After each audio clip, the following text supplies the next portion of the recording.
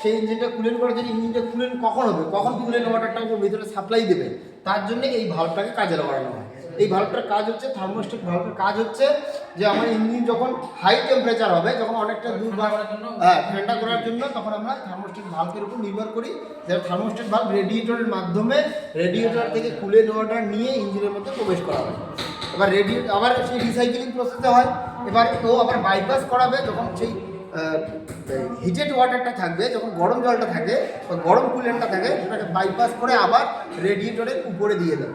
মানে রেডিয়েটরের দুটো পোর্ট আছে, ইনলেট পোর্ট এবং এক্সস্ট পোর্ট। ইনলেট পোর্টের মধ্যে বাইপাস করে দেবে থার্মোস্ট্যাট ভালভের ওখানে পোর্ট আছে, যে থার্মোস্ট্যাট কেজ আছে, সেই থার্মোস্ট্যাট কেজের মধ্যে দিয়ে কটা লাইন দেখতে পাবো আমরা? তিনটা লাইন দেখতে পাবো। থার্মোস্ট্যাট ভালভের মধ্যে 3টে লাইন দেখতে পাবো।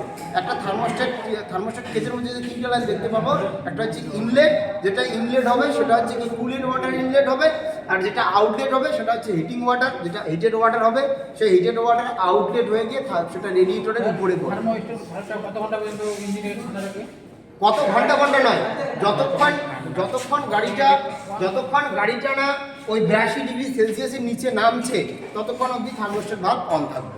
যদি 82 ডিগ্রি সেলসিয়াসের নিচে না নামে, যদি সারাদিন 82 ডিগ্রি সেলসিয়াসের উপরে থাকে, সারাদিন থার্মোস্ট্যাট ভালভ অন থাকবে এবং জলটাকে সেটাকে কুলেন্ট ওয়াটারটাকে ও পরিচালনা করে ইঞ্জিনটাকে ঠান্ডা করার চেষ্টা কনস্ট্যান্টলি করে যাবে। ওর কোনো এরকম কোনো টাইম বলে দেওয়া নাই যে ও এত ঘন্টা চলার পর অফ হয়ে যাবে। 82 ডিগ্রির উপরে উঠলে ও অটোমেটিক চালু হয়ে যাবে। অটোমেটিক চালু হয়ে রেডিয়েটরের মাছ থেকে কুলেন্ট ওয়াটার নিবে, যেটা রেডিয়েটরের এক্সস্ট পোর্ট, ইনলেট পোর্ট, রেডিয়েটরের দুটো port, heated water, outlet port দিয়ে নিয়ে যাবে কুলেন্ট ওয়াটার। ওই থার্মোস্ট্যাট কেজের মধ্যে ঢুকবে। থার্মোস্ট্যাট কেজ এবার ওটা সিদ্ধান্ত করবে যে ইঞ্জিন যদি 82 ডিগ্রি সেলসিয়াসের নিচে আছে, তাহলে থার্মোস্ট্যাট ভালভ কী করবে, ওটাকে বাইপাস করে দেবে।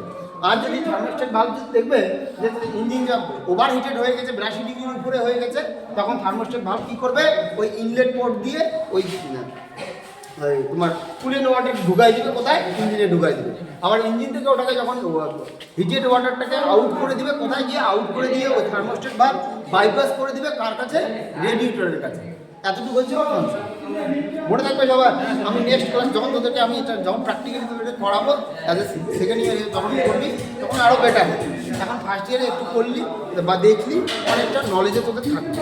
ওই জন্য তোদেরকে নিয়ে থার্মোস্ট্যাট ভালভ, এই ভালভটা মারুতি সুজুকি ভালভ, যার এফিসিয়েন্সি হচ্ছে 82 ডিগ্রি সেলসিয়াস, বাট আলটিমেটলি এটা এখন কাজ করছে না, নট ওয়ার্কিং পসিবল আছে।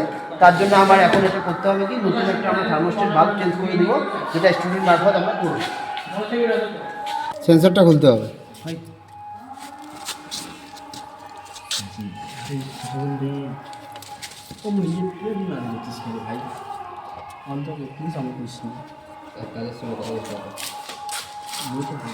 হয়ে গেছে।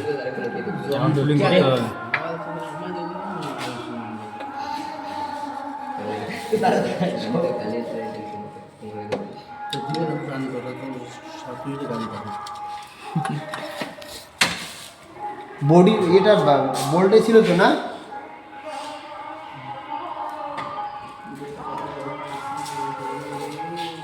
কৃষিকাজ